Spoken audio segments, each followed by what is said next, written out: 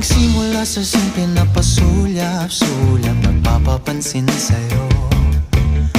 Umabot sa palitan ng mga mensahe, kilig na kilig ako. Kumusta, kain na, hello, magandang umaga. Ingat ka, pahinga, huwag kang masyadong magpupuyat pa. Naramdaman ng puso na dahan-dahan akong nahuhulog sa'yo. Sa kada araw natin na pag-uusap, meron nang